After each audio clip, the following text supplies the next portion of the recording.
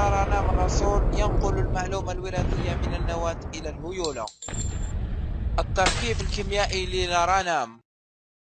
بسم الله الرحمن الرحيم. وهذه تجربة توضح أن الوسيط الذي هو الرنام الرسول ينقل المعلومة الوراثية من النواة إلى الهيولة، حيث لدينا هذه هي عبارة عن خلية حيوانية نحضنها في وسط يحتوي على اليوراسيل المشع. هذه هي نواة الخلية. إذا نكتب نحضن خلايا حيوانية في وسط يحتوي على اليوراسيل المشع. للإشارة فإن اليوراسيل المشع يستخدم لأنه يدخل في تركيب الرنام الرسول. بعد فترة قصيرة تمركز اليوراسيل المشع يكون داخل النواة. إذا الرنام الرسول الذي يدخل في تركيبه اليوراسيل يتشكل في النواة، حيث هنا نواة وهنا السيتوبلازم. بعد فترة أطول يلاحظ انتقال الإشعاع إلى الهيولة، يعني إلى السيتوبلازم. إذا الرنام الرسول يحمل المعلومة الوراثية وينتقل من النواة إلى الهيولة. نصل في الأخير إلى أن الوسيط الكيميائي الذي هو الرنام الرسول يتشكل في النواة وينتقل إلى الهيولة. التركيب الكيميائي للرنام: أسيد، ريبو، نيوكلييك،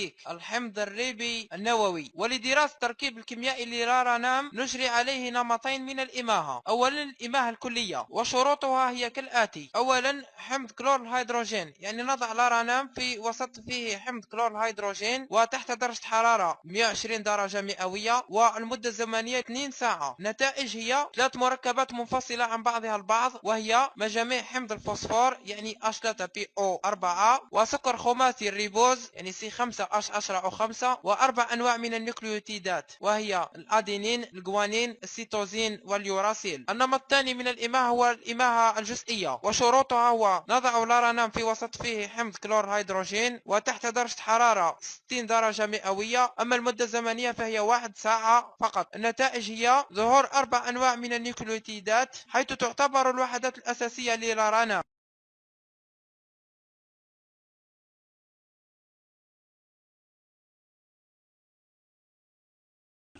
L'expérience que vous allez voir cherche à résoudre un passionnant problème, celui des mécanismes de l'hérédité. Vous vous souvenez peut-être de ces images. Nous vous avons montré dans une précédente émission que dans les gènes, ces grains d'hérédité, se trouve une substance que l'on a pu isoler, c'est l'acide désoxyribonucléique ou DNA, dont voici la reconstitution de la molécule géante faite de milliers d'atomes. C'est le DNA qui fait qu'un homme est toujours un homme et qu'il est pourtant toujours différent de son voisin. C'est le DNA qui fait que vous avez les cheveux blonds ou les yeux noirs. Mais on ignorait comment le DNA transmet les informations contenues dans l'agencement de sa molécule. Comment il suscite une série de réactions chimiques dans les cellules qui vont finalement faire apparaître ici un muscle, là une patte ou une oreille. Jamais on n'aurait pu comprendre ce mécanisme, comme on commence à le faire aujourd'hui, si les radioisotopes n'avaient pas existé. Car l'agent de transmission, un autre acide nucléique qu'on appelle le RNA messager, a une vie de quelques dizaines de secondes. Et aucune autre méthode que celle que vous allez voir, et qui utilise du phosphore radioactif, n'aurait pu mettre en évidence sa réalité et sa fonction.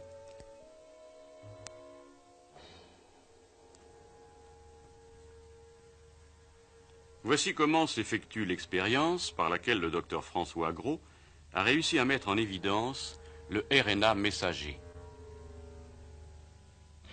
L'opérateur que vous voyez est en train de prélever avec précaution du radiophosphore dans un flacon et il va ajouter quelques microcuries de ce traceur dans une culture de colibacilles qui se développe évidemment d'une façon très rapide puisque le temps de génération est de l'ordre de 60 minutes.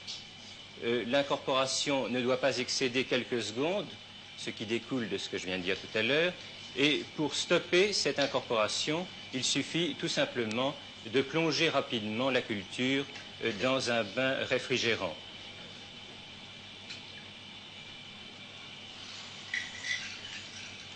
De ce fait, les molécules de traceurs radioactifs cessent d'être incorporées et on peut ainsi éviter l'incorporation non spécifique du traceur dans l'ensemble de la cellule. Et nous allons assister après aux principales étapes qui nous permettent de fractionner ces molécules de messagers à partir des autres molécules d'acide nucléique.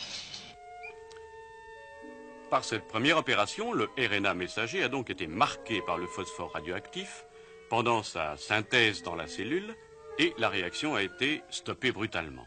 Il s'agit maintenant de retirer par une série de manipulations dont nous vous donnons qu'un résumé car elle dure près d'une semaine, toutes les autres substances qui se trouvent mêlées au RNA messager dans les cellules. On extrait ainsi d'abord les structures de ces cellules, puis on fait précipiter l'acide désoxyribonucléique, le DNA, dont les longues molécules s'enroulent facilement sur une baguette de verre. Une centrifugeuse où l'on soumet ce qui reste après ces opérations à 150 000 fois la pesanteur permet de séparer l'autre acide nucléique, le RNA, dont une fraction forme le messager que nous cherchons. Ce dernier, enfin, s'écoule goutte à goutte dans divers tubes dont seront isolés ceux qui montreront la radioactivité la plus intense.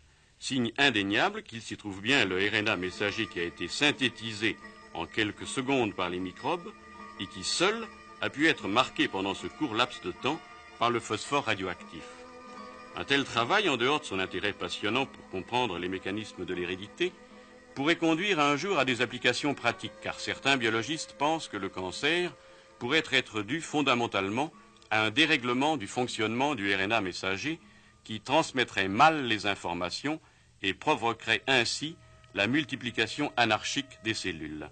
Pour le professeur Monod, en tout cas, si l'on ne disposait plus des radioisotopes, ce serait en biologie un arrêt brutal de recherche passionnante. Pour me résumer, je dirais que si demain on manquait des radioéléments artificiels, toute cette expansion serait arrêtée net. On ne pourrait pas continuer. Est-ce que ce passionnant problème de l'hérédité, le mécanisme de l'hérédité, pourra être résolu grâce aux radioéléments? J'irais beaucoup plus loin encore, je dirais qu'il est en grande partie résolu. Dès maintenant, grâce en grande partie aux radioéléments, ce qui est en grande partie résolu, c'est le mécanisme de l'hérédité lui-même. Ce qui l'est moins, mais est en train de l'être, comme vous avez pu le voir tout à l'heure d'ailleurs, c'est les mécanismes par lesquels le matériel héréditaire transfère des ordres à la cellule, des ordres chimiques, exactement comme dans une machine électronique, par exemple, un programme qui est imprimé sous forme de trou dans une bande est déchiffré par un mécanisme. Eh bien, le programme, on le comprend et on le connaît bien à l'heure actuelle. Ce qu'on connaît moins bien, c'est les mécanismes de déchiffrage. Vous avez vu tout à l'heure une expérience qui porte précisément sur ces mécanismes, et c'est à l'heure actuelle l'un des sujets les plus vivants de la biologie et qui fait des progrès de mois en mois.